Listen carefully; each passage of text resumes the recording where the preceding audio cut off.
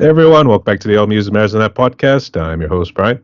Today we welcome a very special guest, actually a new friend of ours who joined the Band Together community not too long ago.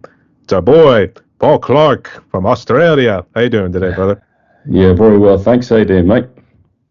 Not too bad, actually. We got hit with a little bit of a snowstorm, and actually I was just seeing like a bad squall just come right over our little neck of the woods right there, too. So, I mean, it just pounded us pretty good there for about an hour, and then, careful driving, to say the least. You gotta be careful driving. So we've got contrasting weather on the other side of the world, and we're kind of just coming into the middle of summer here. So it's about 28 degrees here at lunchtime on a Saturday. It's almost like take me with you. So yeah, bring some warmth. Yes, that's what we need. We're still about 4 months away from that there too, but hey, it'll come here before you know it. So, how you been recently? What's new? Yeah, good. Very well. Yeah, it's like everybody else, just enjoying a little bit of a festive break, which has been good. It's been another interesting year for me. Well, I'm sure we'll talk about a few specifics later, but yeah, I'm going well, and looking forward to some interesting projects in next year too. That's good. And obviously, I did send you all the questions right here too, but I am curious, how did you join the Band Together? Did Christina reach out to you? Yeah, I was in another I'm pretty new to social media, to be fair. I was doing absolutely nothing until June. I think it was about June this year. And I've released my first solo album in September. So I thought my distributor said, I think you ought to make an effort. So that is I'll be as black and white as that. That's the reason.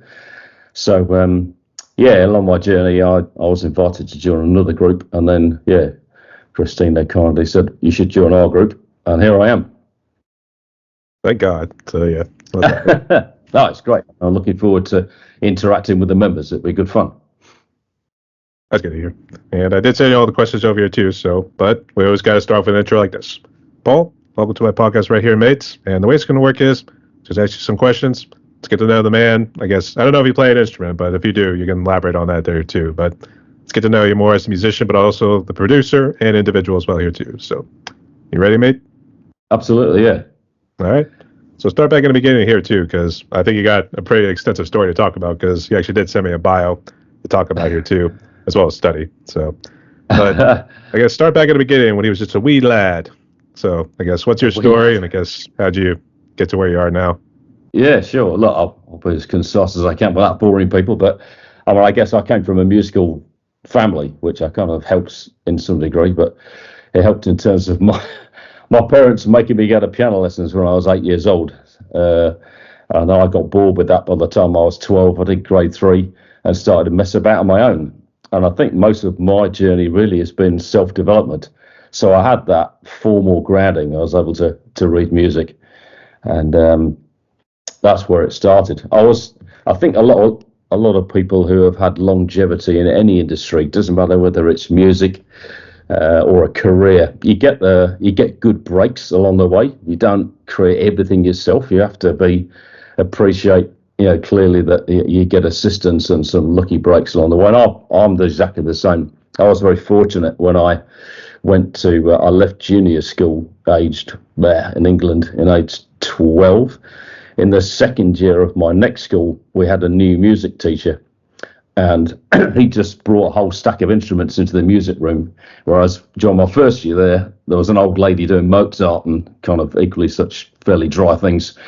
This guy brought a drum kit, electric guitars, amplifiers, and some keyboards into the music room. And one lunchtime, he called me off the playground. I was playing football or soccer, and he took me into the music room, and there's this shiny new red drum kit sitting in the corner of the room. He said, "Sit down and play that." And I'd never played before, and it probably showed, but I thought I had a bit of an aptitude for it pretty early on. And it was him really who encouraged me to experiment and just to play around to develop my musicality. So I was very, very fortunate in that regard to have that supportive teacher back then. And then I'm trying to keep this brief. Then basically what happened is he created a few music groups, and we toured, played different schools all over the region where I grew up in Leicestershire, which is right in the middle of the UK. So I'm originally from the UK and moved to Australia about 12 years ago. And then he was a conductor in a 40-piece big band, and the big band had like a couple of percussionists just playing little bits from music. So he said, right, what we're going to do is take this drum kit into this big band, and you're going to sit down and you're going to play with this 40-piece big band.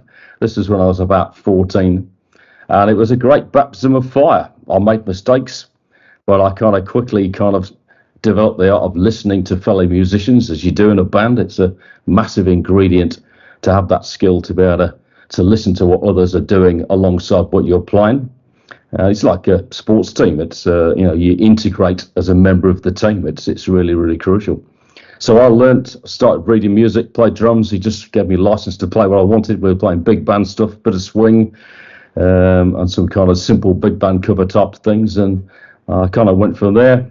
And then going on to my teens, joined a lot of local bands, as you do. I was playing in 3 bands at once, and I was working full time at a local university. And I packed in my job, age 19. My parents thought I'd lost the plot. I moved to London, gave up everything, and I joined a band in London, which actually came about from an advert in a very famous newspaper in the UK called The Melody Maker. So some of your viewers and listeners might possibly remember The Melody Maker. I joined a band, and then 3 years after that, we worked our socks off. And rehearsed and wrote lots of songs, and eventually we got signed by Epic Records, major record label, same as Michael Jackson, Alexander O'Neill, and all that kind of stuff. And I became a recording artist. So that was my very potted history of my in formative years, up to the age of 23. It seems like definitely if a career in like working in factories or military didn't work, it seemed like a musician was the next thing to do for you UK blokes. So yeah, it was interesting. Obviously, we've got it's interesting being in Australia actually, because the creative culture here has been completely different. There's so many similarities between the UK and the US in terms of its history of creative and of people right through from classical music composers up to the 40s and 50s jazz and into the pop scene. You haven't really ever had that here in Australia. I found a really strong culture here of cover bands. And there's a reason why cover bands were massive in the 60s, 70s, 80s and 90s here. It's because there was no real history of that creative bed in Australia. So that's been an interesting eye-opener for me since I've been here. Some of the other bands you were a part of, and even that big band you were mentioning in your young teens right there, I guess, were you guys doing cover music, or was it all original material? Yeah, no, it was all kind of jazz standards and swing standards and stuff. Most of the people in the band were under 40, so a lot of us were kind of teenage and in our 20s. But it was just great fun. But the experience you get from interacting with others and going out performing live and like I mentioned earlier on, the ability to listen to other people and appreciate other parts. I think looking back, that helped me when I got into producing much later, the ability to be able to listen to different parts working together and arrangements and so on and so forth. I think you kind of don't really realize it at the time, but you're kind of sponging all these things in, and you're gradually, you're kind of gradually building this library in your head, which is probably the best way I can put it. In a manner of speaking, I can see why. So, actually, did you get a good degree in music recording, or you just happened to be like, oh, here's a spot, jump right in, see what you could do? Correct. I had absolutely no formal engineering or music production. Everything I've done has been learnt on the job. Improvise. That's what we do. So. Well, yeah, kind of. I think the early stuff sounded like it in particular, but it got a bit of polish after a while. I guess your time in Epic Records, I know you mentioned about Edel Records. I believe that's how you pronounce it. Edel, yeah, that's right. That's Carl Cox's, or was Carl Cox's record label. Is a internationally renowned DJ and really nice chap. He's done very, very well for himself. I'm trying to provide a little bit of background. So basically, we went through an album and several singles and tours and TVs with the band.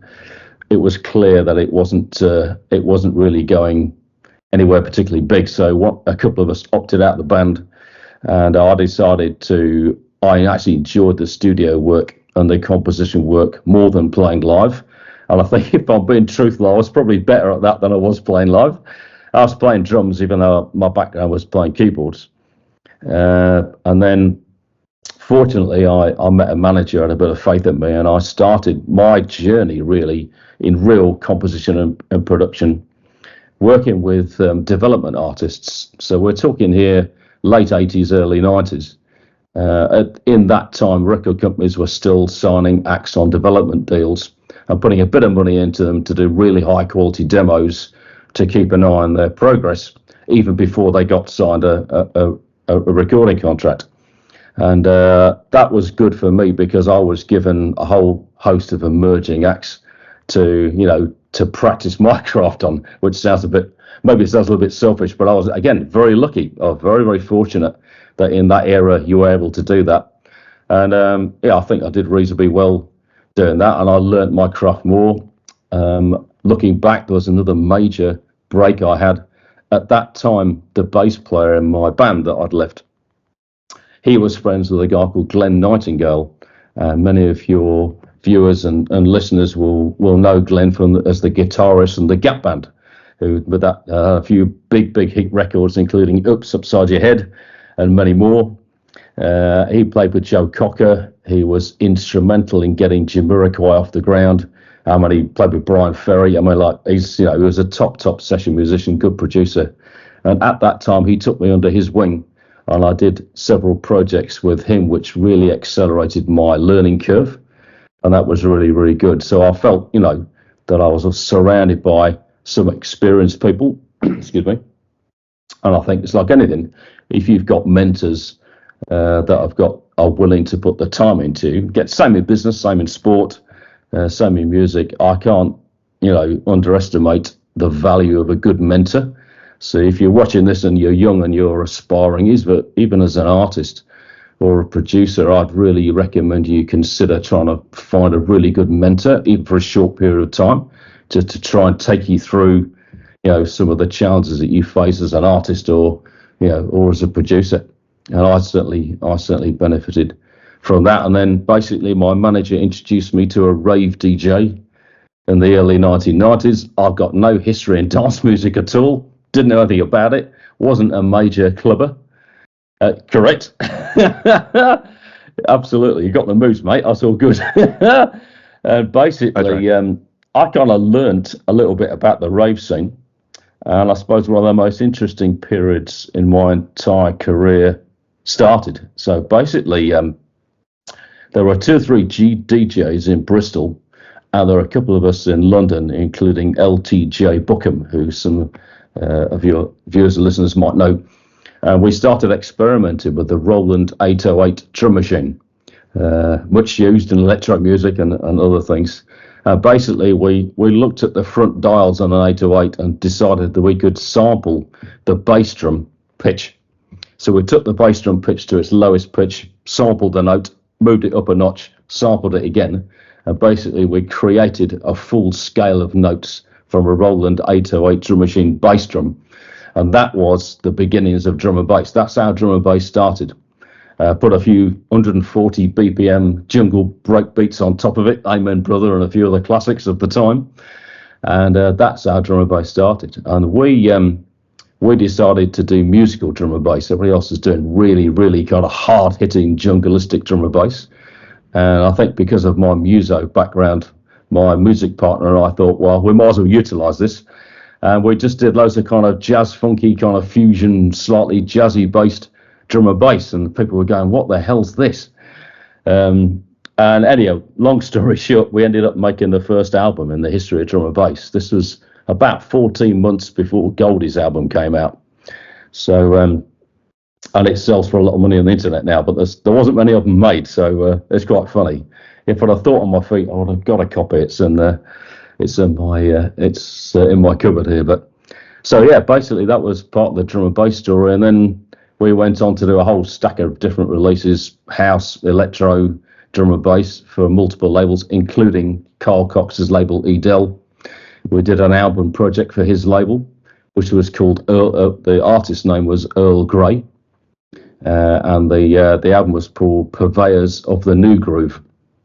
and Carl just gave us a license. He said, "Do what you want, mate." Basically, just do what you want. And we decided to try and formulate something that we could replicate semi-live, because no one was doing that at the time. And we engaged the services of a terrific saxophonist called James Knight, who himself was a top session musician.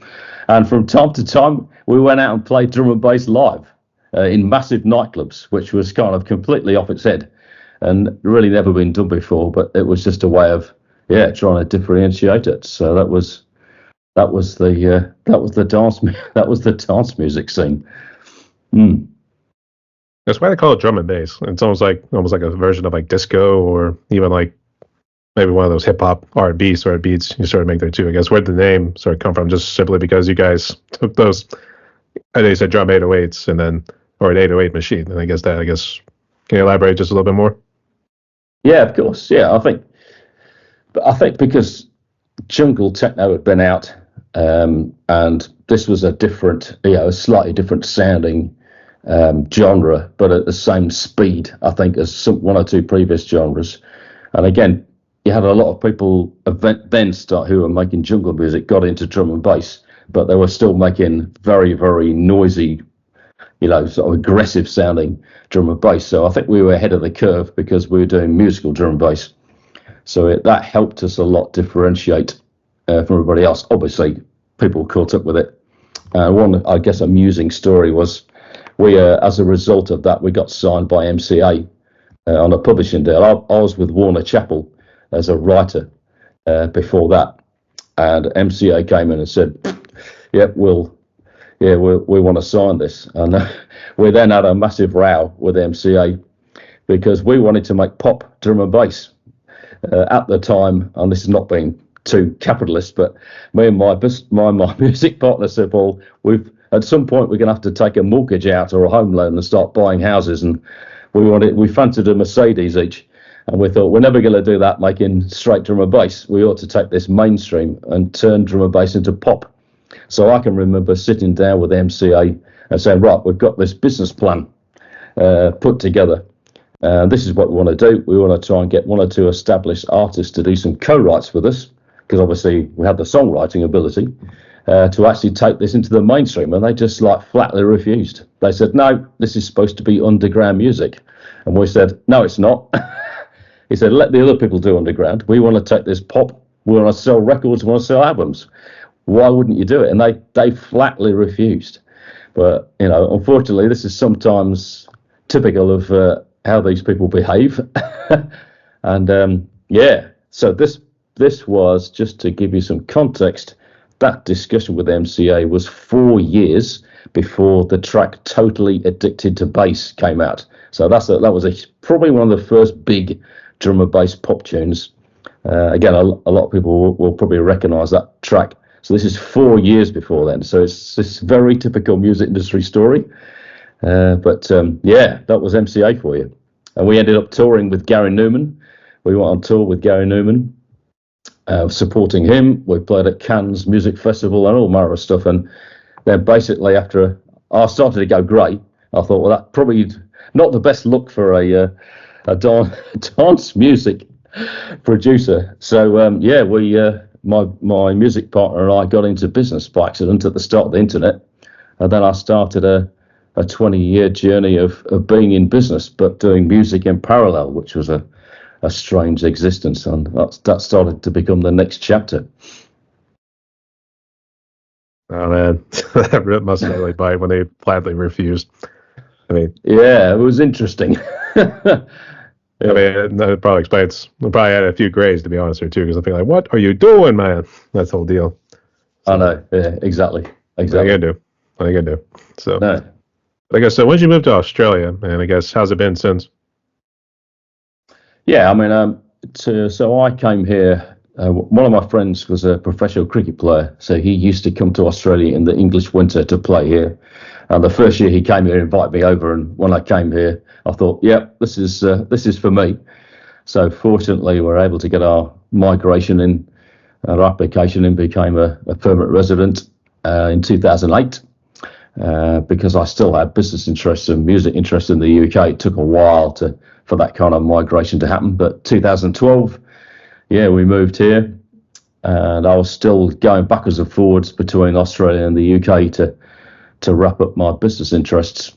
By that time, I'd been really from the beginning of running a business right until, well, currently.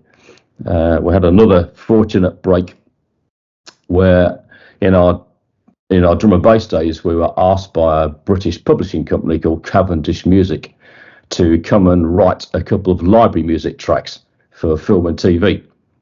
And we did these 2 tracks, and I said to my music partner, I said, I'll tell you what, I fly to Munich and I'll meet the managing director of this library music company and persuade him to let us do an album for them, which is exactly what I did. So so that was the beginning of a TV and film library music career. So when I moved to Australia, I was able to keep that going, wrapped up my business affairs in the UK, and started doing music here, which much to my surprise, I've kind of built up a small, really good network of people here that we've, carried on doing film and TV music for. Get to that in just a second here too, but I am curious about some of the other UK artists that came out of it. What do you think of like Black Sabbath and Def Leppard? Just name those 2, and then you have the punkers, like the Clash, and then Sex Pistols, I guess. Did you guys ever try to like interact or reach out to them, say like, hey, you want to sign a record deal with us? Not those particular guys, but there was some good. Yeah, we got some good collaborations. Yeah, along the way, worked with some good people. Again, I was probably I guess during that earlier learning curve that I was alluding to earlier on with Glenn, in that era, and probably after that era, I was fortunate to work with quite a few established artists and met quite a few established artists, and you have conversations with people, and again, you just go on this learning curve. People like Boy George, I met him a few times. We were contemporaries of Misha Paris, Bros, and many others, Roachford. We kind of emerged in that kind of scene, in that kind of era, and you spend quite a lot of time together, and you learn from each other in a way. And again, it's just fortunate. I was very fortunate to have been moving in those circles, and you just I tried to act like a sponge and do that. But in terms of the co-write invitations, the idea with the MCA was to look at some of the, actually mainly American artists, people like Al Jarreau, the old school soul singers, because we felt with our kind of jazz funk or soul-y kind of backdrop, it may have been attractive to that type of artist. To pick an older artist to do drum and bass would have been really cool. That was our kind of business plan. So but we did make 1 or 2 tracks with some 1 or 2 kind of heavy metal guitar type things on it too, in drum and bass, which is quite interesting. Yeah, you were talking about Black Sabbath and other bands here. So then there's the underground, the extreme underground, we should say, which was when you got like Napalm Death and Bolt Thrower, just name a couple. Yeah. So, yeah. I guess, did you guys ever try to touch that, or you think like, no? Not personally. I wouldn't. That's probably not a strength of mine, that area. I like listening to the music, but it's not a strength of mine to make music like that particularly. I'll leave that to other people far better than me. I will have to say, you UK blokes, you know how to make the music, and I mean, it was catchy. So then America just seemed to take that little formula and try to incorporate it into their style.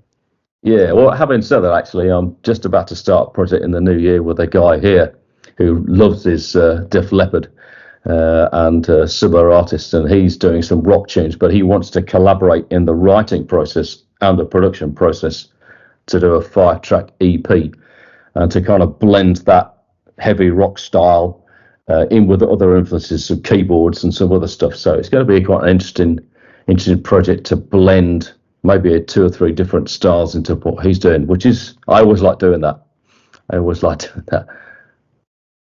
That'll be interesting. I guess keep us posted on it too, because we'll have to see how that works. No, good. Yeah, we'll do. But I think, I guess my biggest, you kind of look back at those previous eras, like COVID, for example, and COVID had a major impact for artists for a whole variety of reasons. they're going back to 2020, 2021. And it was an awful time for a lot of people, particularly those people who were reliant on their income from live performance and so on and so forth. And indeed, it had an impact right across the board. And we don't want to get into the politics of that, but it was an era where, let's just say this, we stopped watching mainstream TV at the beginning of that era, and all the nonsense that went with it. And I actually, at the time, I decided to embark on a project during COVID, as many people would do, I suppose. And I thought, do I try and do a solo album? Yes or no? Is doing a solo album an ego trip, or can I actually make some use out of this? So I decided at the beginning of COVID to embark on a process of putting together a solo album, knowing, to be fair, that some of my industry contacts may be able to, I needed a purpose to do it. So some of my industry contacts helping me out with maybe placing one or two tracks on films and documentaries. And that's kind of the main driver for me for doing this solo album. So during COVID, I was busy writing and thinking about what I can do. And you were talking, Brian, earlier on about collaboration and about interacting with different people. So I decided early on that I would deliberately collaborate with people all over the world, different styles of music, but make the album full of my different influences, that people that influenced me over like a 45-year period. So I set about doing an album. I could do what I wanted, which was great. So I started doing loads of research during COVID, collaborated with people online from all over the world and through industry contacts and some people here in Australia, and set about piecing together an album that's got a bit of Steely Dan style, a bit of Sting, some dance music, a bit of Four to the Floor, some prog rock, and some soul and R&B and rap. So a real mixed bag of stuff. And so I tried to I tried to make use of COVID. I think that's what I'm trying to say. And out the other side of COVID, we completed the recording process and the mixing process last August, and I released the album in September. And that's what kind of, as I mentioned near the beginning of the chat, what motivated me to get onto social media. AWOL said, you need to get your act together, Paul, and you need to try and do some work and promote this yourself. So that's kind of what I've been doing, fairly light touch, but it's been, again, great to collaborate with different people, learning more, working with younger people, and seeing how they're thinking about music and how their approach to songwriting differs from my age group, which it does. And obviously our technology has had a massive influence on how people write now compared with us old school people. So it's been a fascinating and kind of rewarding journey doing that project. That's very good to hear. And actually, were you able to travel between UK and Australia during COVID, or they kind of like keep you kind of locked down? No, we were we were under the same authoritarian stuff that everybody else was. It was Australia's a bit weird because we're made up of multiple states, and each state has a separate government, although there is obviously an overarching federal government. But each state decided to try and outdo each other to see how strict they could get, which was quite comical to watch. And no, we weren't allowed to do anything. We should be very fortunate to take our dogs out for a walk around the block. I think it was a bit like that. But it was. You kind of try and take 2 or 3 steps back from that, and try and see it for what it is. But thankfully, I didn't actually need to come back to the UK during COVID. But my wife has 2 children, grown-up children in Melbourne, and we weren't allowed to see them for nearly 2 years, which was not particularly great when you're in the same country. But again, look, we can complain, but really, compared with a lot of people who did it really hard, business owners and musicians, it was a very, very tough period for people, and I'm not convinced that we've collectively throughout the world we've really recovered from that yet. That was mentally speaking, so yeah, I can see why. Yeah, well, that's the other big thing. The mental health issues that have come from that, and it's tough for people. That's for sure. And did you have any busters with COVID? Were you and your family okay? Yeah, no, I think I got a sore throat for about 6 days. I wasn't bedridden or anything, and that's been my lot. Yeah, it's not really. My wife was she had 3 or 4 days, but like everybody, it wasn't very pleasant if you had it bad. And I'm very aware that people whose health has been compromised and so on and so forth did have it really bad. So certainly not blowing that down, but from a personal point of view, very fortunately it didn't really affect us at all. Yeah, I've done pretty much a good number of interviews where it has affected people, or mentally or even physically too. I mean, I know someone who's on dialysis because of it.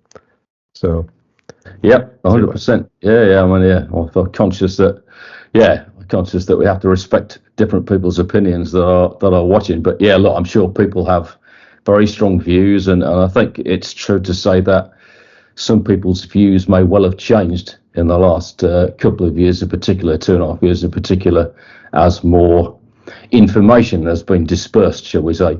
And I think it's up to the individual to make their own minds up from what they're gleaning. We turned the mainstream media off, and we decided just to kind of try and get a balanced view from listening to podcasts and listening to interviews from different sources to try and find out what was going on. And I think a lot of people were like that. Yeah, that's for sure.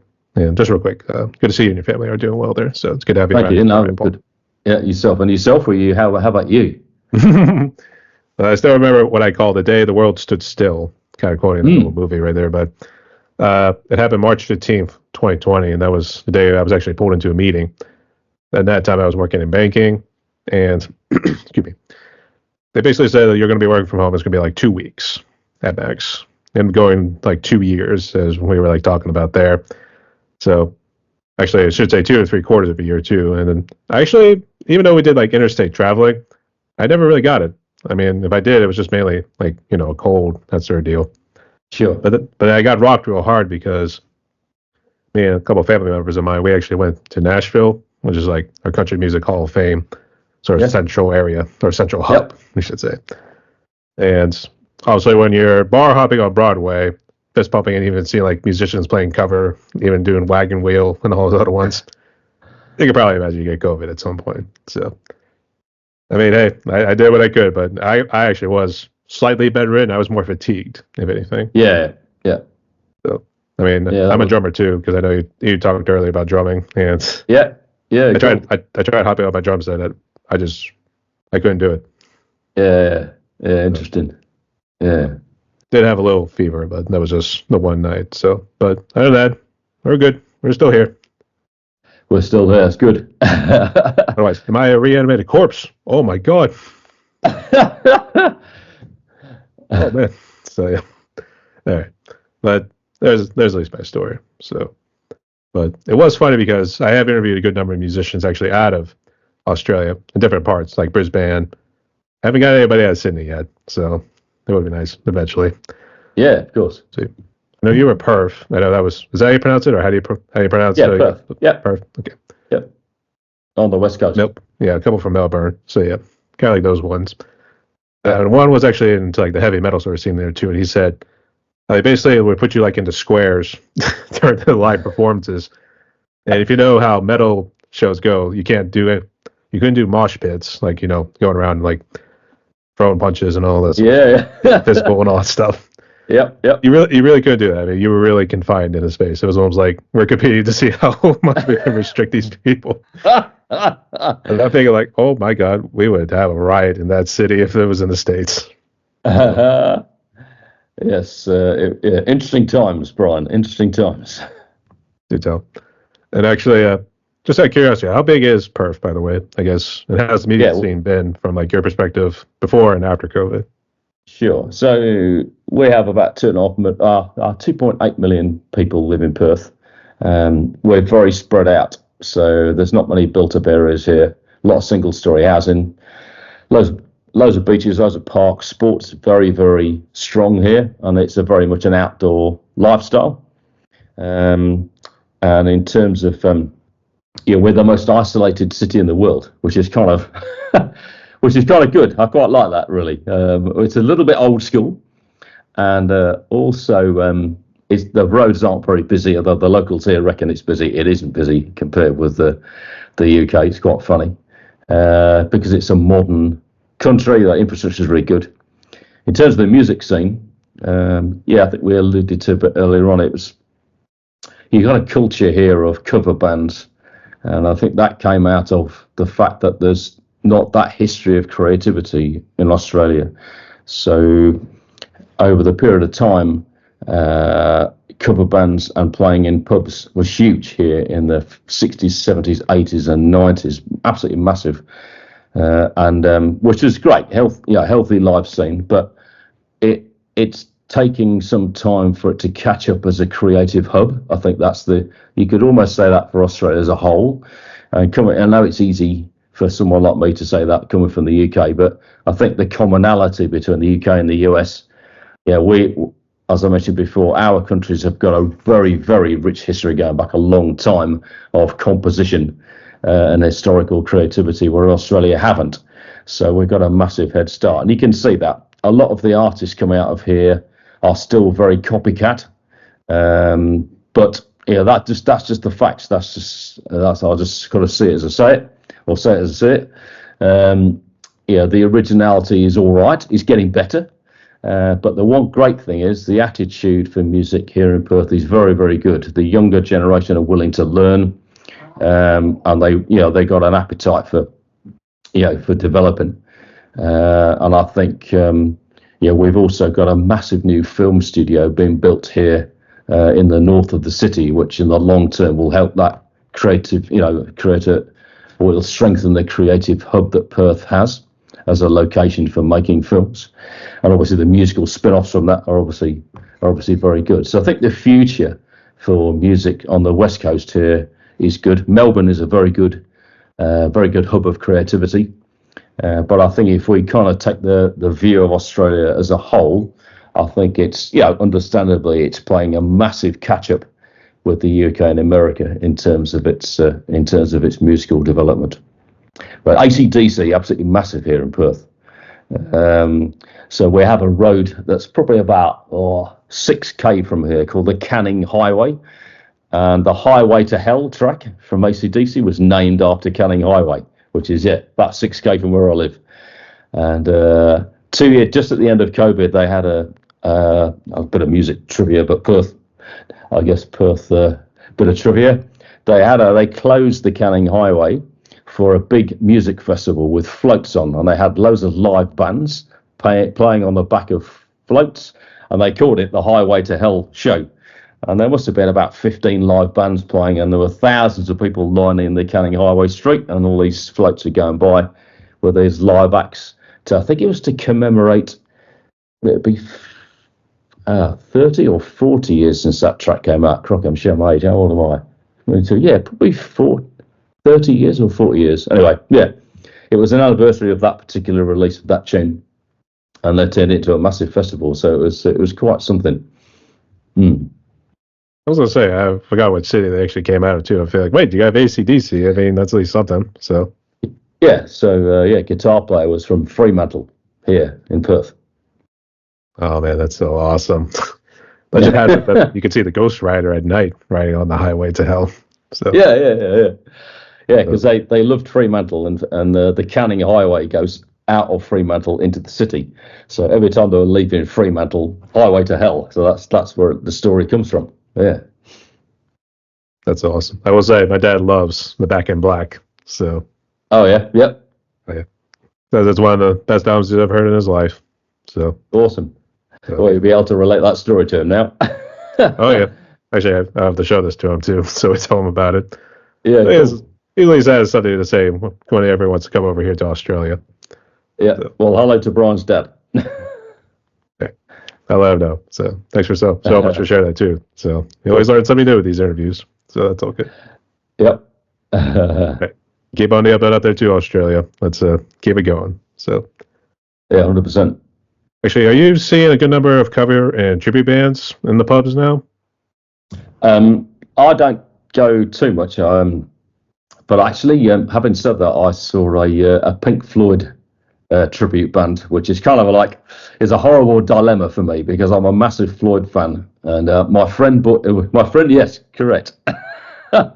Lovely visuals, Brian. Like that. I like that. Dark Side of the Moon. So, yeah. Indeed, it was. I mean, you're seeing a Dark Side of the Moon, no, that's for sure. So, I mean, yeah, it's arguably one of the greatest albums ever made, in my opinion. But yeah, so my friend bought a ticket and he said, "Do you fancy coming to this tribute band for Pink Floyd?" And my instant reaction was, "Oh, I'm not too sure if I can handle that." But this is not a Perth band. This is an Aussie band, so they're supposed to be quite good. It was a mixed bag. Let's say the drummer needed replacing, but there were other people in the band that were very good, and so they did some good renditions of stuff. But occasionally, when I first came here, I saw one or two cover bands, and they're very good. But yeah, that's been my most recent exposure to a cover band. So I had to lie down in a quiet corner for 2 days after that. well, the reason I actually do the Dark Side of the Moon, even though I did like the little visuals and everything, there was a friend of mine that I went to high school with who was pretty much 24/7 every single day. He always had a Pink Floyd T-shirt. I think it was the same exact one. I don't even know if the kid washed it, to be honest. So you knew he was a diehard Pink Floyd fan. So Yep. funny as hell. Nice kid there too. So I know you mentioned about films. I guess Yes. more so indie films. I guess you've been a part of. I guess talk about that.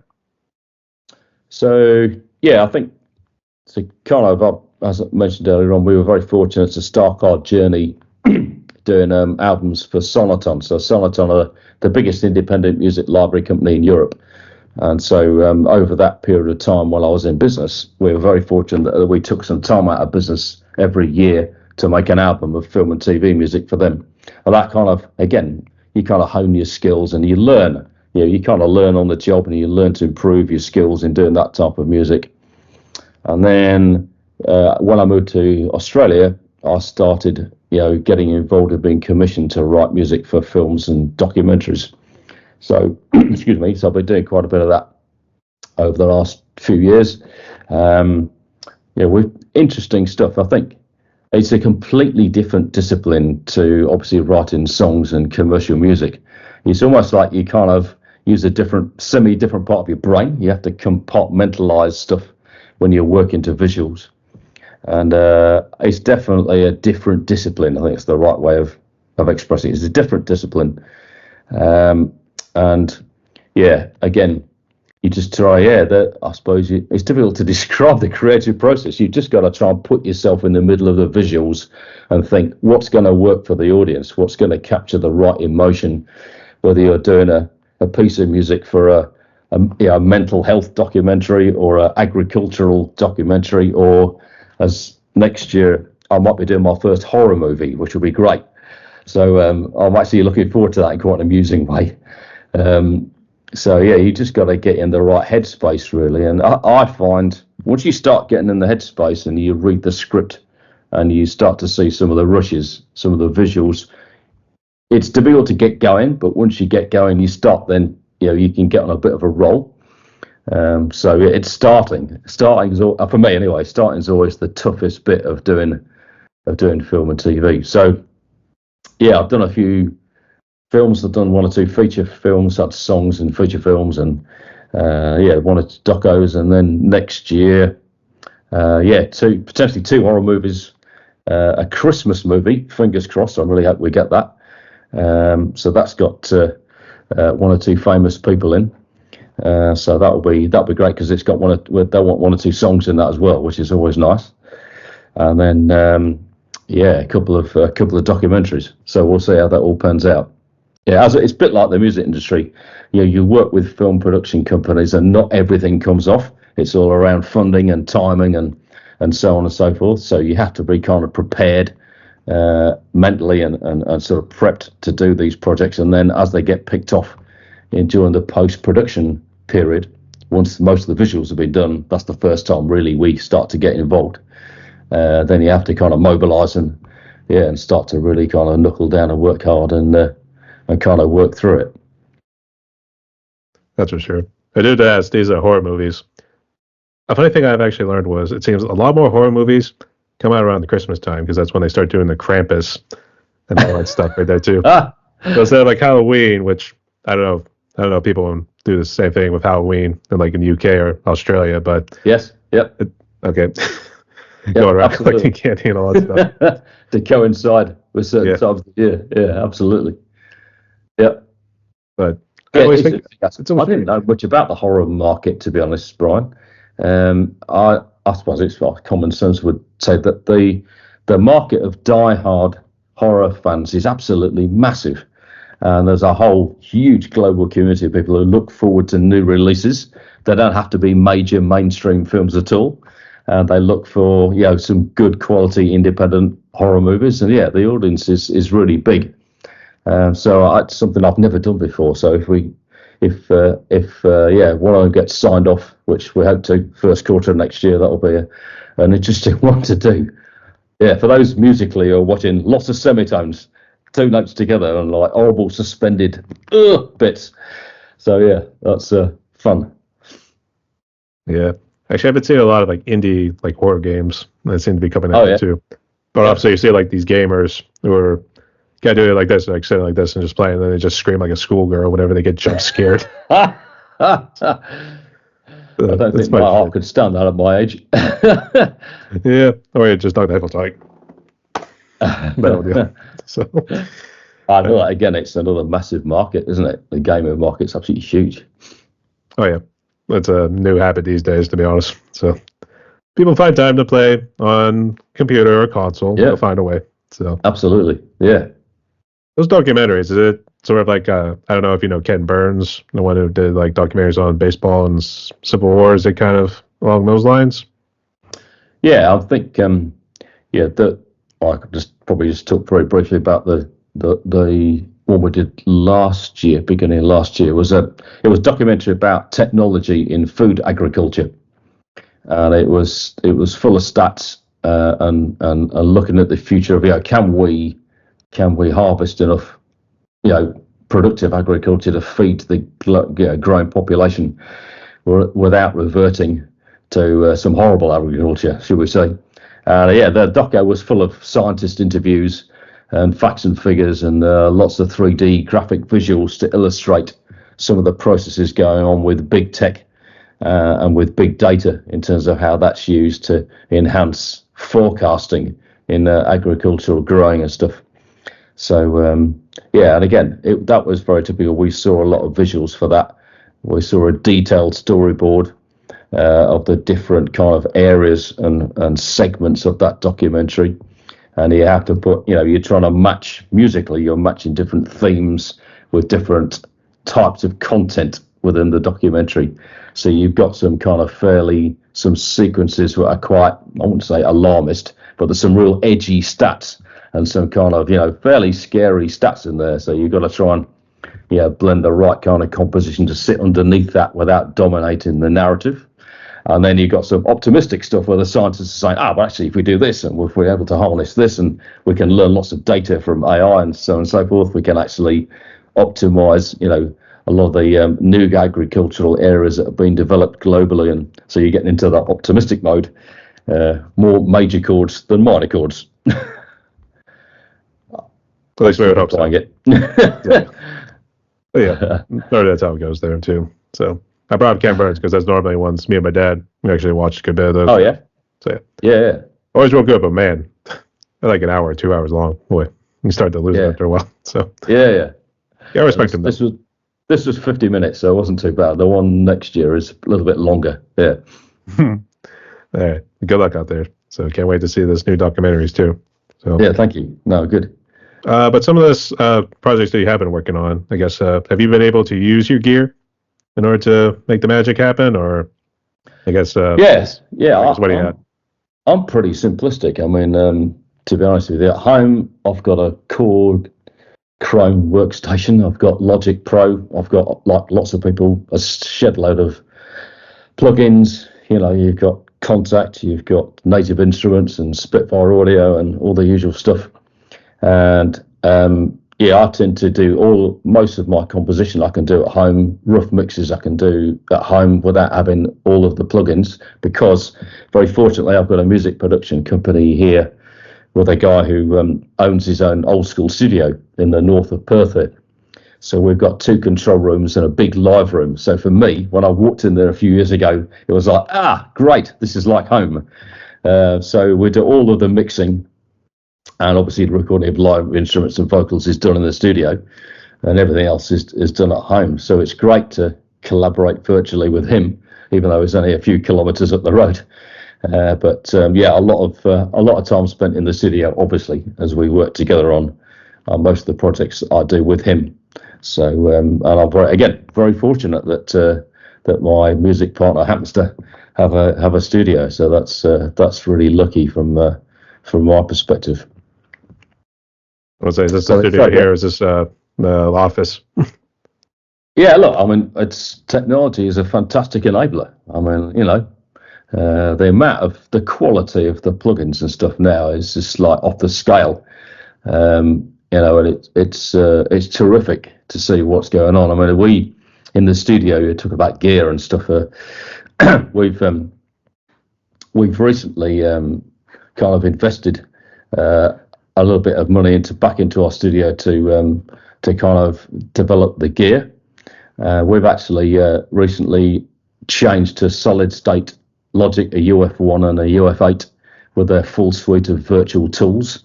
And that's just upped the mixing game by another sort of 15% compared with what we were using before. Obviously, it's easy for me to say because I'm from the UK originally, but the British and American are the best real producers of audio gear, and obviously Solid State have got that British background, British technology, and the plugins from Solid State are absolutely astounding. For the money, it's a joke. You benefit from Solid State's years and years of experience, particularly in EQ and outboard effects. Absolutely terrific. So since we've changed to that, we've just got a pretty simple operating desk, but obviously everything's virtual. But it's been a great upgrade. And then we got the usual kind of Neve and Focusrite stuff in the studio. We use Hafler TRM8 monitors and the usual NS10s, which I hate, but it's kind of the regulation studio speakers. And then we've got a smattering of old school keyboards. We've got Fender Rhodes and a Hammond organ, Wurlitzer electric piano, and all the rest of it. So it's a nice, it's a bit of an old school setup. Yeah, so it's pretty cool. That's cool.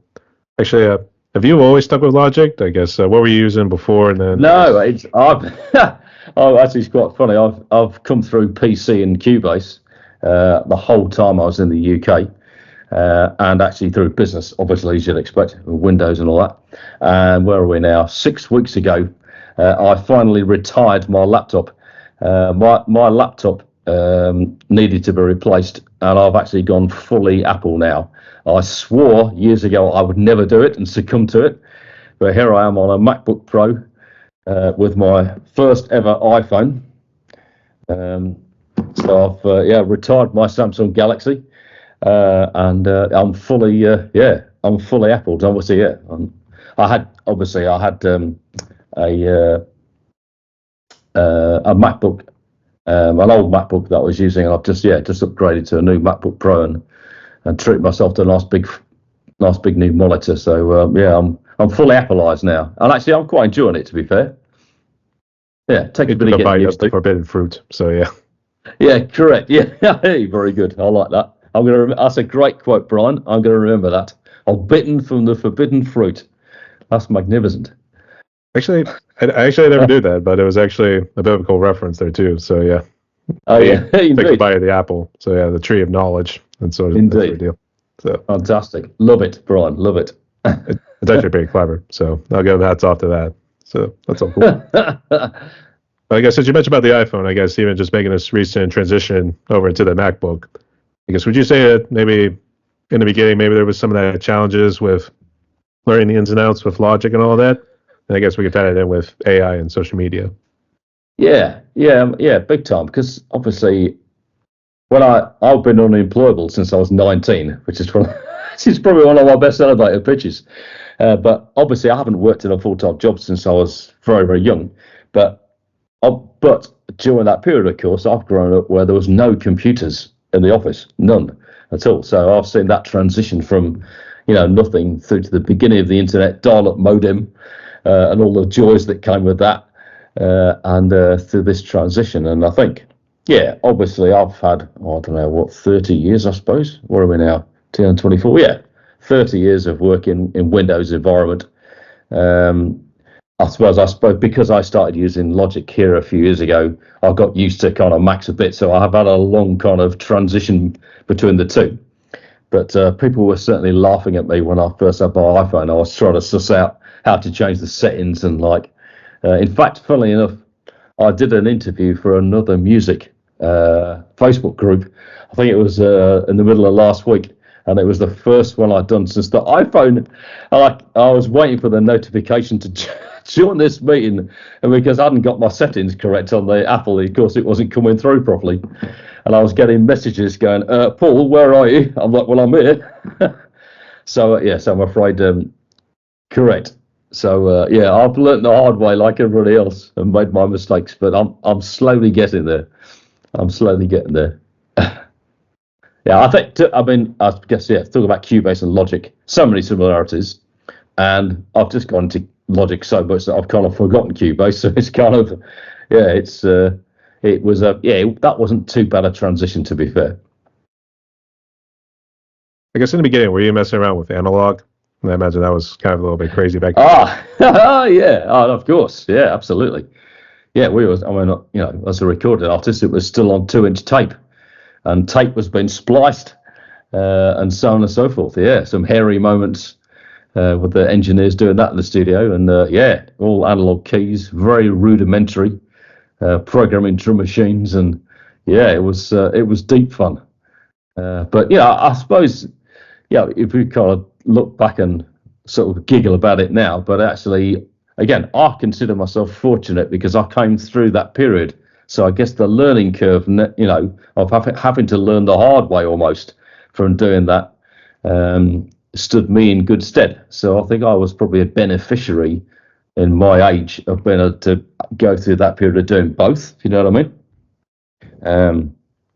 And so, it was, I can remember carting a Fender Rhodes around playing keyboards in a live band. And that wasn't fun because it's so bloody heavy. Correct. Yeah, and I wonder why I got a bad back. And then, of course, I started playing drums in a band, which is even worse. So I've had no respite from lugging gear, but there you go. It's a price we pay, I suppose. I like to be brutalized. It helps my spirit. So yeah. Yeah, indeed. Yes, yes, indeed. Actually, I brought up the analog thing because there was actually another producer I had interviewed a while back. His name was Mike Lewis. He's actually out of the state of Idaho. Yeah. And he mentioned, let's see, I think, just to make sure I think he was in Nashville. And I think this is when he was just starting off here too. Obviously, it was still with the analog days. I forget which group it was, but I think it was a female singer. And I think when he had hit record, he had played over it, or I guess, if that makes sense. That's it kind of ruined the whole track and everything. Ouch. So unfortunately, he had to start over from scratch, which obviously everyone's real pissed off about. Yeah, absolutely. Yeah, It happens. Yeah, it happens. There's some really interesting documentaries, obviously around. One of the ones I would recommend, just out of interest, if people haven't seen it, there's a 10cc documentary called, funnily enough, I think it's called I'm Not in Love, after one of their massive hit records. But it's actually really fascinating. There's a lot of studio footage of them tracking the backing vocals on that particular track and how they had to do it in those days. For people who are into their production and their studio life, it's be worth checking out 10cc I'm Not in Love, the documentary. Even if you skip through bits of it, but there's a lot of good studio footage in that. It's fascinating. Back in the day, yeah. Back in the day when we had to do things the hard way, and when you folks didn't have the internet and all that stuff. I'll just get my box of tissues. And And sweet Jesus, I really wish you had that iPhone so you can actually videotape all these kick-ass performances that were happening too. Well, it's funny you should say that, but even in all the years of, I've been very, very fortunate, as I've mentioned during the course of our chat, to have interacted with a lot of, really great people and stuff. But of course, in that era, you didn't have these. And of course, you just didn't carry a camera around in your back pocket. So, of course, the amount of photographs I've got from the, 80s and 90s, all this era is absolute minimalist. So in some ways it's a bit of a shame. You don't, you hold on to the memories, but it's not like now. Yeah, That's for sure. Especially when we get the picture in 4K now. So yeah, correct. yeah. But I guess, do you use any AI, artificial intelligence, for any of your works, or I guess what do you think of it these days? No, it's it's an interesting subject, isn't it? And it's the same for script writers and so on and so forth. I think you have to have this conversation goes alongside what I'm really concerned about is the speed of change. It's not change. Change has always been there. Is it labelled under progress? You can argue that some of it maybe not progress for us humans. As human beings, we are not designed to be able to cope with all this stuff. We're finding out now, about the health effect that these gadgets have on us, with mental health and stuff. And again, it makes me sound like an old person, but for younger people, where social media plays such a massive role in terms of their day-to-day life and influence, the stress that causes in relation to, is it really that important? That's a big worry for me. AI, the speed of change and speed of development in AI is what's concerning me. I think AI has got a really good applications in certain things. If you look at the medical sector, the way it can help us work out complicated treatment, rehabilitation, and medical stuff to assist scientists. If it's in the right hands, it can be excellent. For the creative process, for me, no. I think I have to bite my tongue sometimes, as like everybody else. Your viewers and listeners will know that you're on social media, you start to see these adverts pop up for do your AI generated chords and music and stuff. Just delete them. Just delete the ads and ignore it. I think it's pathetic, opportunist nonsense for that particular stuff. I think it'll just, there are certain things, I think a lot of people will hold this view that technology has been brilliant. We talked earlier on about some of the virtual instruments and virtual mixing facilities that are available now for people to use. Absolutely fantastic. You still need your personal skills to be able to utilize them well. What I don't like is this Ableton type stuff where it's music by numbers, and people who have got parents who can afford to buy them gear, or people that go out and buy gear and they guess it's music by numbers and they call themselves a producer. I think the internet's been brilliant in certain regard. It's been a disaster for music in other regards. It's been the thing that's flooded the market, and it's made it tougher for people to break through. And that's a quite confronting conversation. It's a difficult conversation because the argument is that everyone should be free to create their art. And of course, that's an argument. But I think if you look at the sustainability of music and the sustainability of commercial music, it isn't in a great space at the moment, which is quite sad. It's really, really tough. I'm very fortunate because, I've had a long innings, if I use a cricket terminology, or a baseball terminology, perhaps. I've had a good innings, and it's easy for me to say. I know that, but I am concerned for the younger generation with AI and tech, because the next thing you know, there'll be mental health issues around people that have bought this technology and get frustrated because they can't sound like the big artists that they like. I think that's coming with AI. I think that's going to cause a problem. So my best advice is don't touch it. Just enjoy making your art. Enjoy it. Just do your own thing. Go on that learning curve. Learn as much as you can about the musicality of stuff. And I always, if I interact with kind of generations younger than me, my best tip is just collaborate with different people and experiment. Just experiment. Go, if you like R&B music and rap, go and work with a rock guitarist and just collaborate on a track, or get them to play some rock guitar over your hip hop track, or just have a listen to it. Just check it out. See what happens. Just collaborate with different people. It's a really healthy way to accelerate your development. But give AI a wide berth. I think certainly musicality, it's not good. That's just my view. It's actually funny because people have kind of been comparing like AI to a certain extent. I don't know if they're being like fully dead serious, but to like Terminator, whole Skynet, all that stuff. Yeah, look, yeah. I was gonna say I think it more so mentally, like what you were talking about right there, not so much like the physically. The whole thing with Arnold Schwarzenegger now going around checking everybody up, be like, "I'll be back." So yeah, I don't think so much like that, but more so mentally than it is physically. So yeah, I agree. And I think I think that combination of things we've been talking about, COVID, it's the speed of technology change, and the internet and the social media stuff is what's really the core of a lot of very unfortunately a lot of mental health issues, and it's a difficult cycle.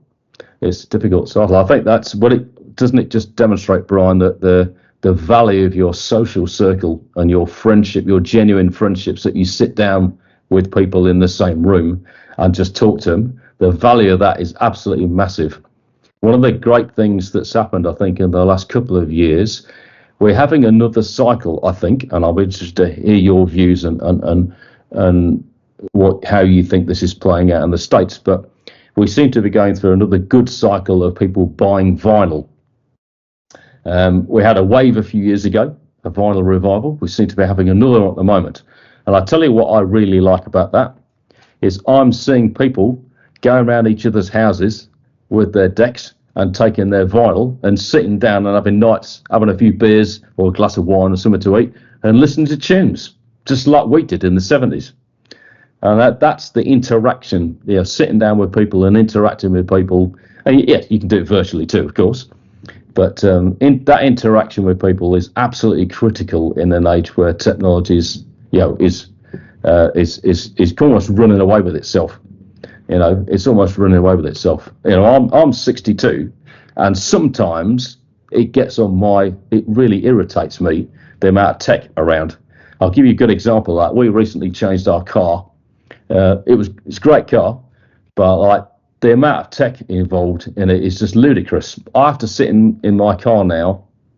The first minute and a half I sit in my car, I have to go on, log in my profile, and turn all the automated stuff off because I don't want the car to drive for me.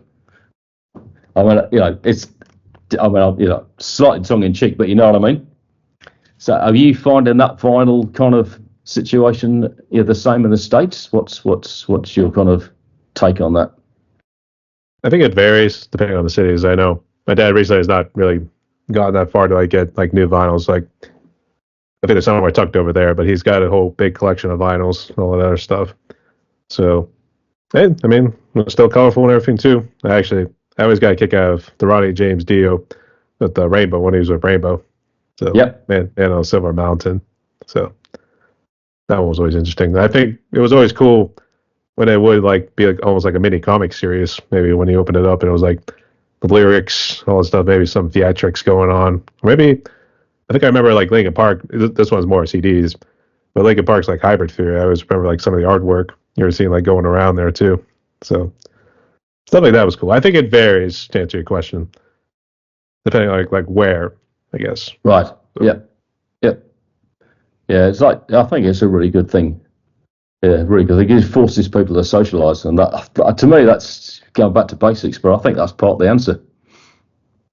Absolutely. So, and actually, which social media are you trying out? Are you just strictly doing Facebook, or are you trying a couple other ones? Yeah, so Ben, I started off with Instagram in where are we now? June or July, I think. And I'm putting some effort into that, and then I've only started Facebook really much more recently. I've tried to. I didn't really want to kind of you know go into that vortex particularly, but I get that I've got a responsibility to do that to a degree, and so I'm just obviously we're sitting here today, cherry picking one or two groups to join that I think I've got the right nice ethic and nice people involved and stuff. So I'm really happy to get involved in that. But I certainly won't. I'm not looking to grow that too much over and above what I'm doing at the moment. But I'm trying to put meaningful stuff on as well is always a bit of a challenge. But I think I quite like the group ethos because you can interact with people, like-minded people, and if I can contribute and assist, or obviously the great thing is you listen to different music that you wouldn't be exposed to otherwise, which is obviously a huge benefit.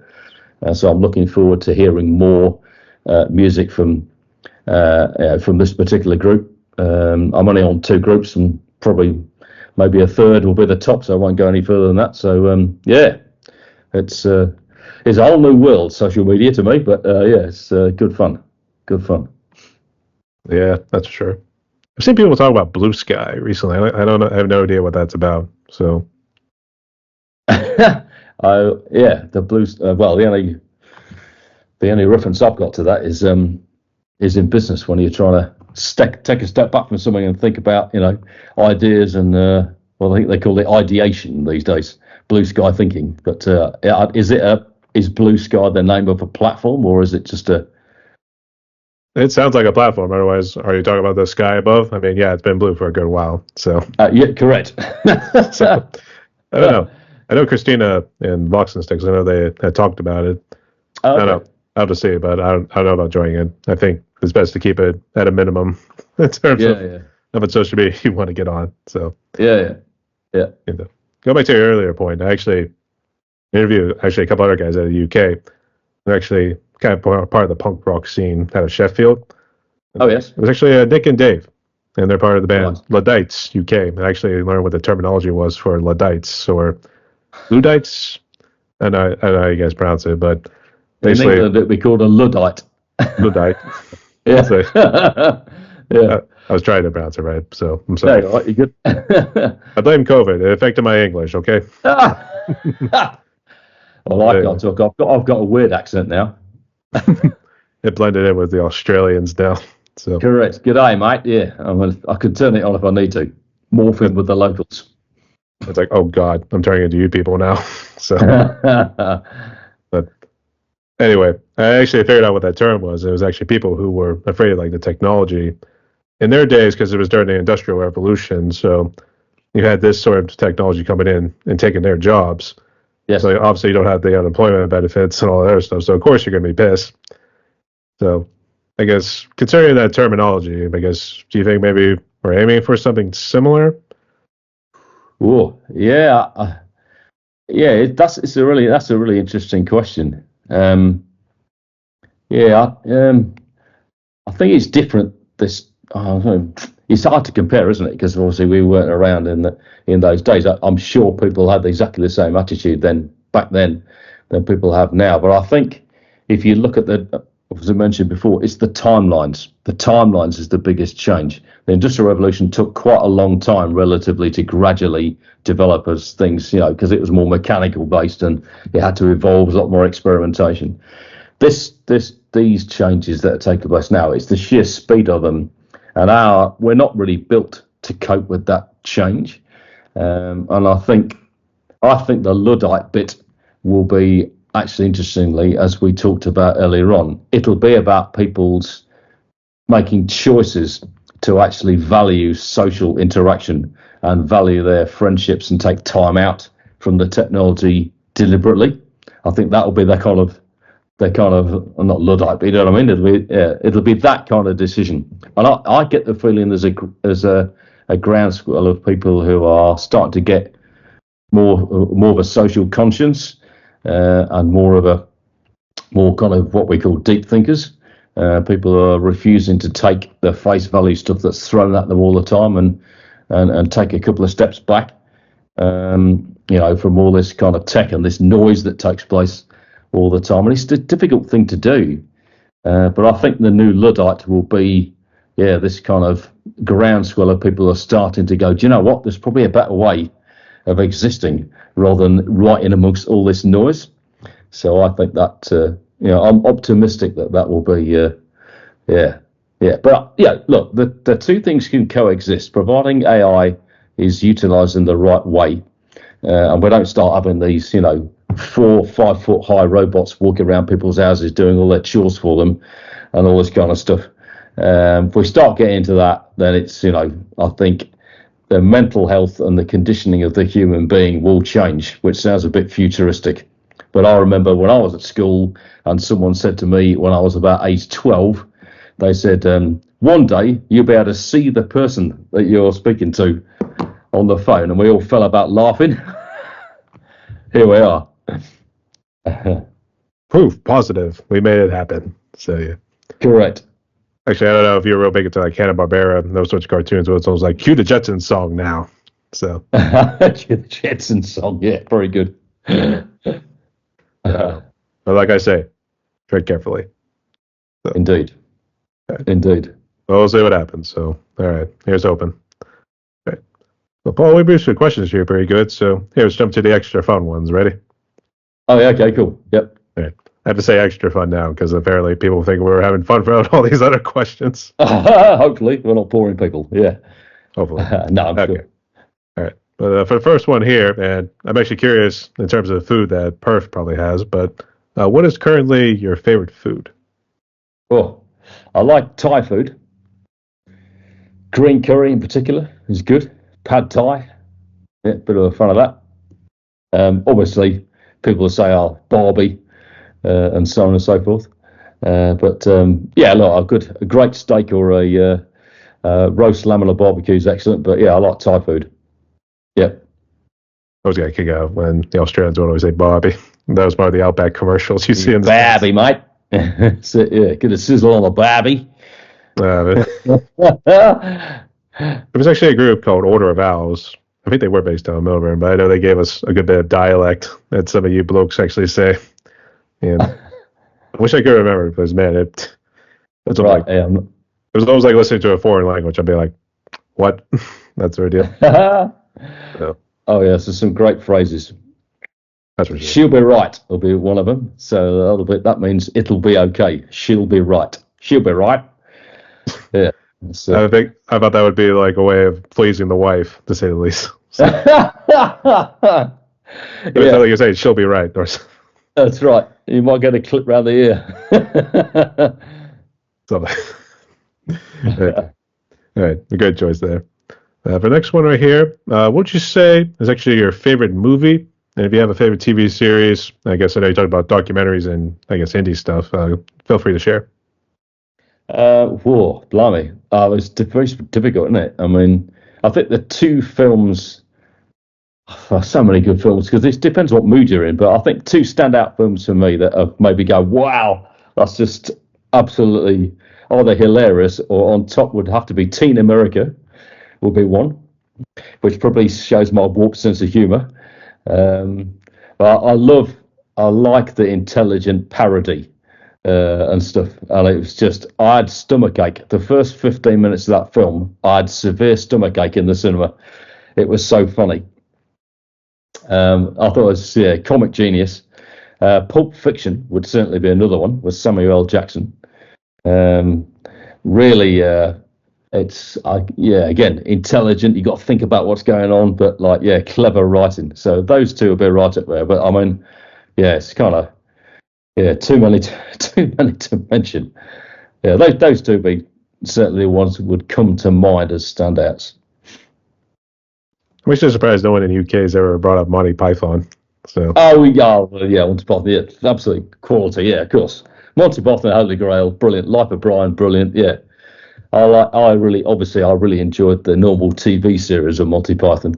It was absolutely superb. And of course, Fawlty Towers would be one of my all-time TV favourites with John Cleese. Yeah, again, comic genius. Yeah, that's for sure. What the old bloke is doing? I think he's still traveling around, John Cleese. So interestingly, I did a little bit of music for a film called The Naked Wanderer,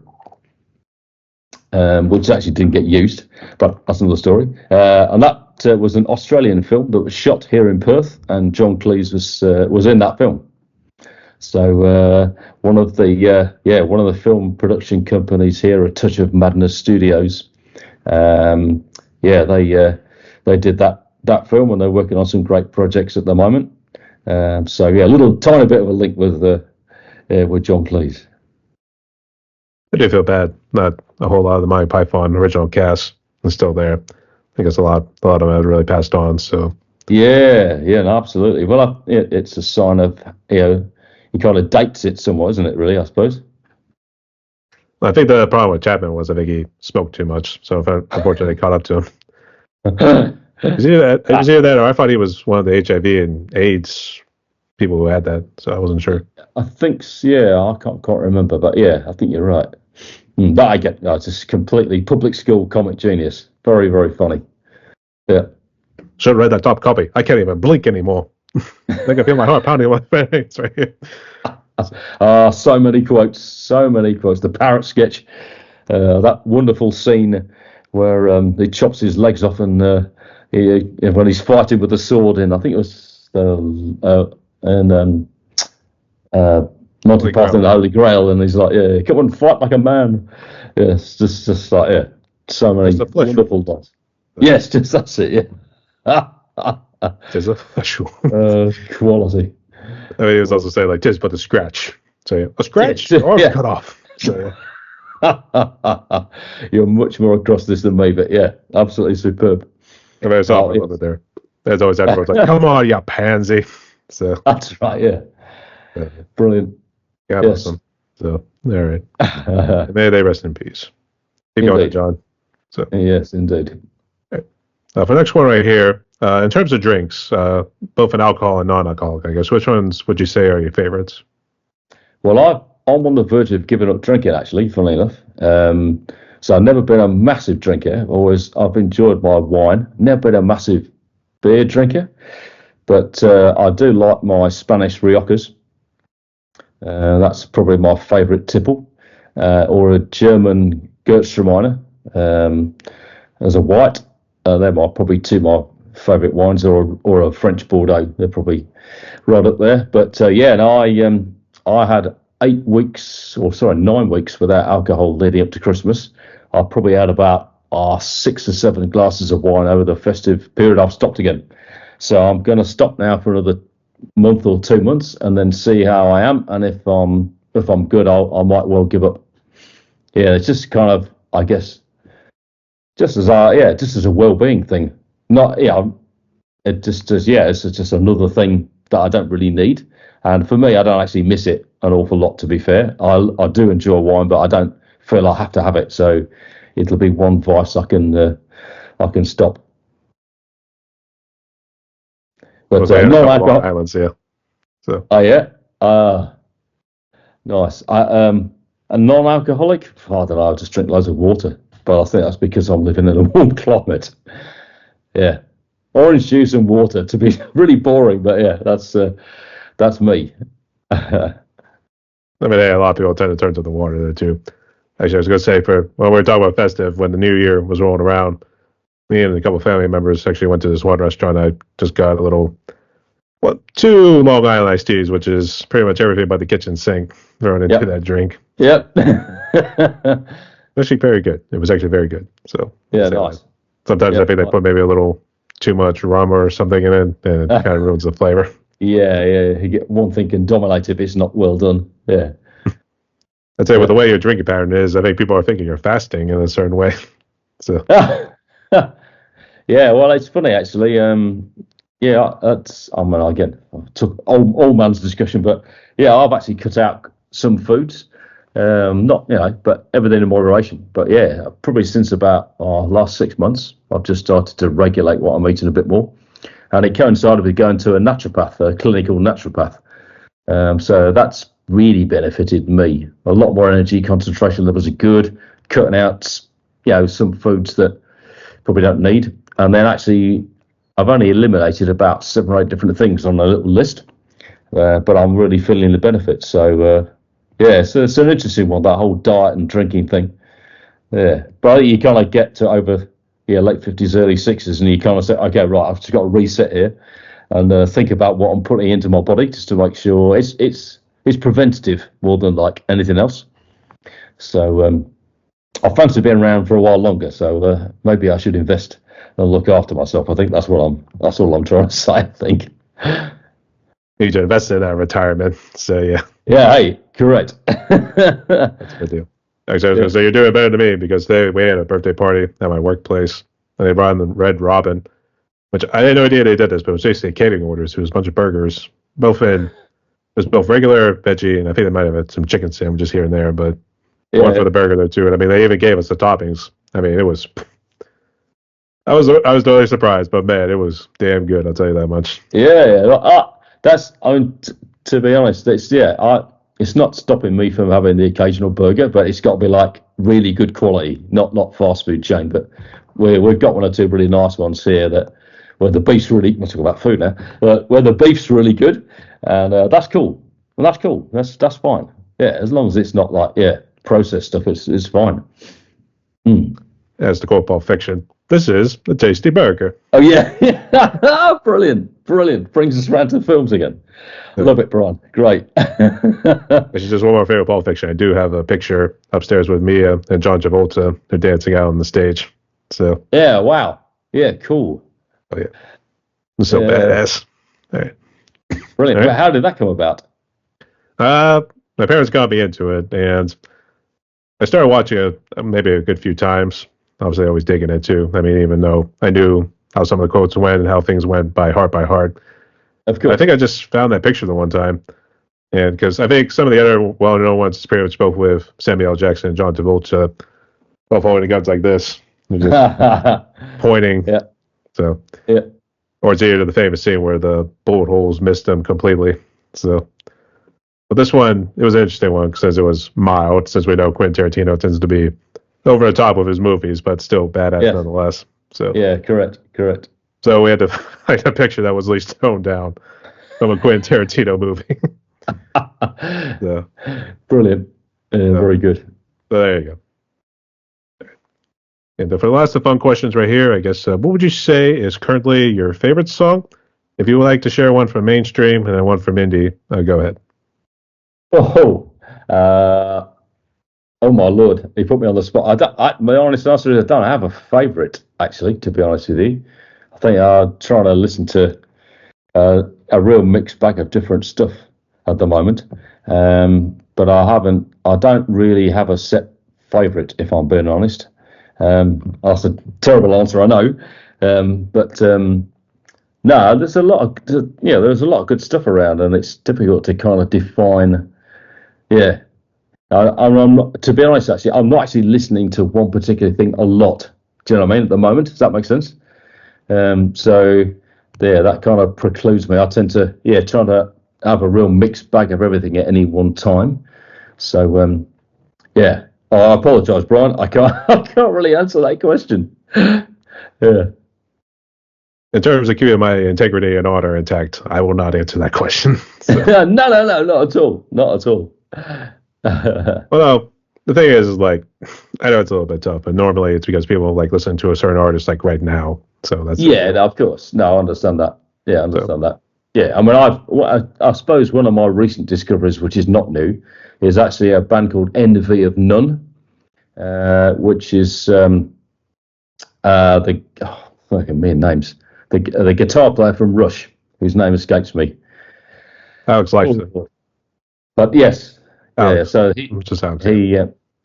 so he's put a band together called Envy of None, and they had an album out probably last year, I reckon. Well, I didn't discover that until this year, and I heard someone play this track, and it blew me away completely. And it's an absolutely brilliant album. It's got some wonderful songs on it and some great performances. The production is really good. So, out of the ones I've discovered recently, that would certainly be one.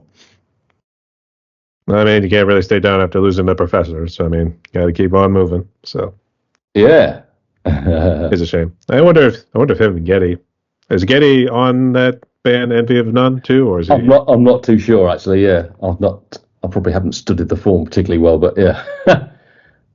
Yeah, so in fact, some of the musicians are from the UK and some from the States. Yeah. All right, that's all cool there too. Thanks so much for sharing it too. It's always good to see Alex still kicking ass out there too. All right.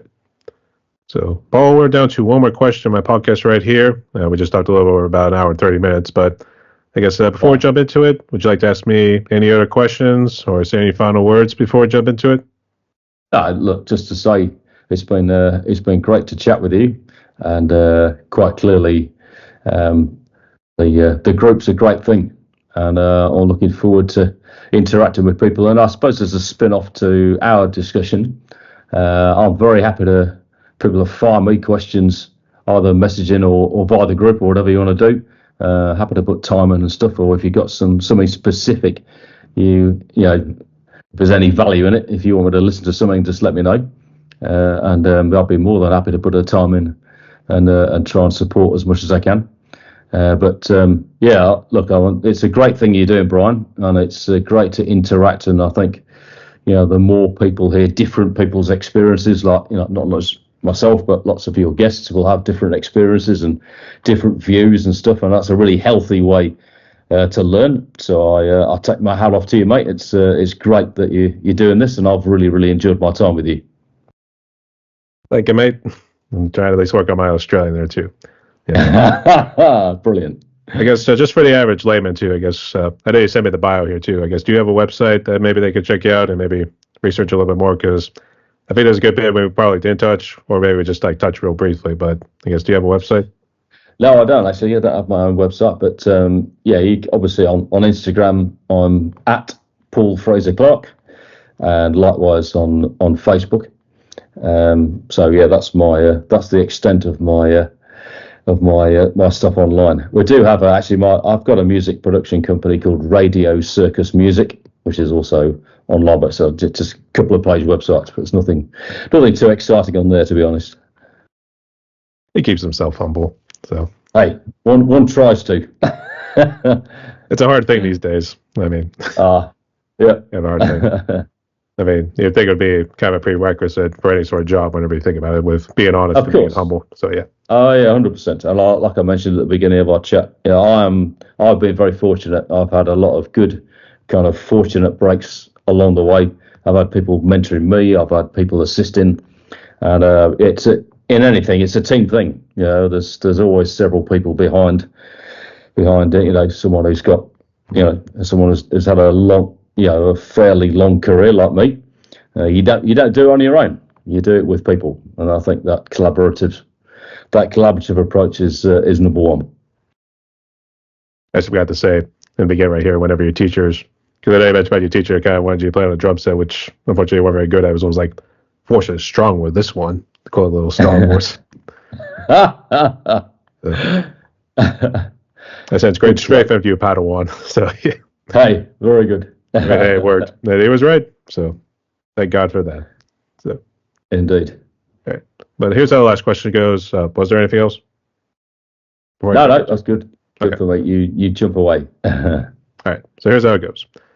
Given what COVID has done, obviously you and your partner, it seems you guys are pretty blessed. But yes, for those musicians and people who've been impacted by COVID or dealing with anything else in their lives, like an addiction or whatever the case may be, what's their message of hope could you give to those people and musicians, let alone producers and creators, as we try to move forward with our lives?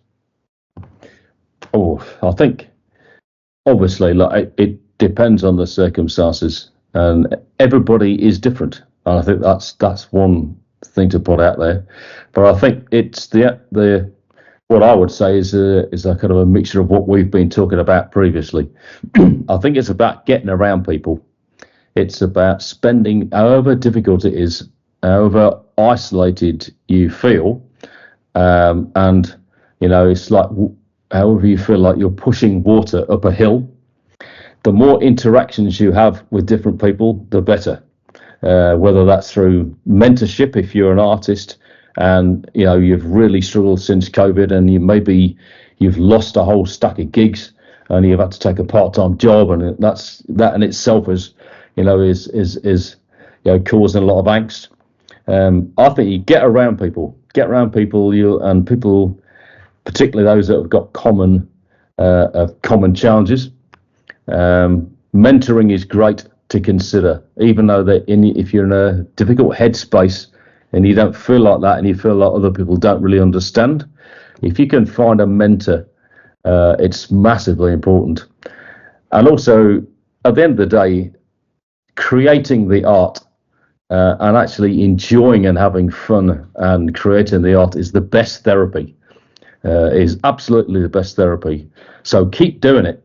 Keep doing it. Don't worry what people say. Don't worry about it. Just keep doing it. Do your own thing. Look for every opportunity to collaborate, because that will increase those interactions, and it'll hopefully, for some of you, it'll help to at least reduce that feeling of isolation and that feeling of it being really, really tough. So I think those are probably the two biggest takeaways. Is keep trying to make as much art as you can, enjoy the creative process, try to have a bit of fun, collaborate, do as much socializing as possible. Think about mentoring.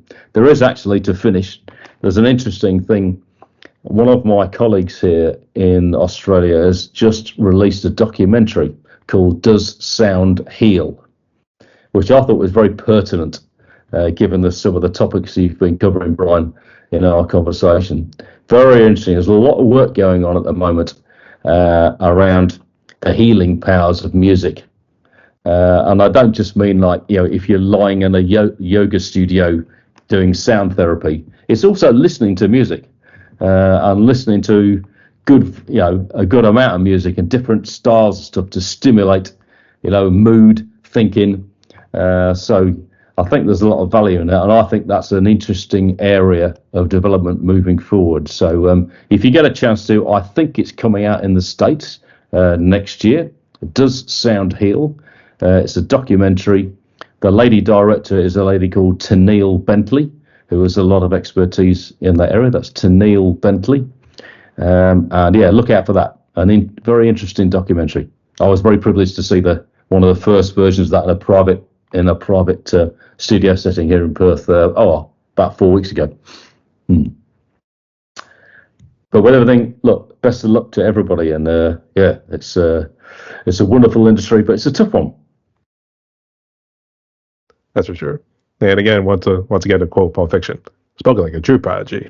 So always find a way to go back to the film. So magnificent. Right. Thank you so much for sharing right there. And I guess you can probably put a post up about that documentary here as well. I know you say next year, but I'm assuming in this case it's going to be 2025 or 2026 or something. 25, yeah. Okay, we are at that point, right? We're in that point. Indeed, just having to cross over. So all right. So Paul, we reached the end of the podcast right here. We have talked a good bit right here. We have really shared a lot. I don't know if we really scratched the surface in terms of like what you said over in terms of your notes, but we did what we could. I know we had to at least make sure we didn't bore people with long stories and all that stuff, but nonetheless, here too. Got any final words? Want to give any shout outs before we close? Yeah, so final thoughts. Yeah, look, keep enjoying making your music, and a big shout out to the Band Together group. It's great to join, and I look forward to interacting with the members more. There we go. All right. Sounds good. Just real quick, for the audience's sake, can you just say what social media you're on? I know you're just trying to get your hands dirty, but which ones are you on right now? That's cool. So you'll find me on Instagram at Paul Fraser Clarke. Fraser's got a Z in it. And, of course, on Facebook, likewise. I was going to kick out the Z's. Do we say Z instead? Oh, yes. Z, sorry. Hey. I've gotten used to it now, but it's still kind of funny because I've always thought of Zed as like a name. So Yeah. Zed's dead, baby. Zed's dead. All right. Actually, that's 3 times we've done Pulp Fiction right there too. So hey, that's a good way to close out too. Your film knowledge is brilliant, mate. For sure. That's a good thing. You see it a good number of times, then it gets implanted into your memories. So like a sponge. Brilliant. Indeed. All right. But to close out like this. Everyone, my guest today was Paul Fraser Clarke, hailing from the lovely country of Australia, Perth, Australia to be more exact. But he's a producer and everything here too. He's done numerous stuff, both in the music world and in the indie film community, we should say. So that's pretty cool. So keep your eyes out for any new works that he's got going on, whether in music or in the film industry. I know you mentioned about horror earlier, so that'll be interesting to see what's going to happen there too. So, but hit him up on all socials and everything here too, and let's interact with this guy here too. I was gonna normally we get a good number of musicians, so I've always told him like hit him up on the streaming services like Spotify and all those guys. But I guess are you on anything with Spotify? Yes, my album is on Spotify. Yes. Yep. Sorry, I forgot to mention that, didn't I? Yeah. So my album is called Backstories to a Soundtrack to Life, and that's on Spotify. That's on my Spotify, and I'm also on. I'm on Amazon, Spotify, Tidal, Pandora, and all the streaming platforms. Yeah. So we can use that. Okay, that's all good. So streaming platforms and social media too. So. Sorry, do you want to roll that just for your footage? Do you want to roll that social media thing again so I include it? Or you're all right? I think we got it now, so we're good. Yeah, easy. All right. Well, Paul, thank you again so much again for coming on here, mate. So you stay safe because you know it is a crazy world out there. Got gone. Stay tuned, y'all. Thanks, Brian.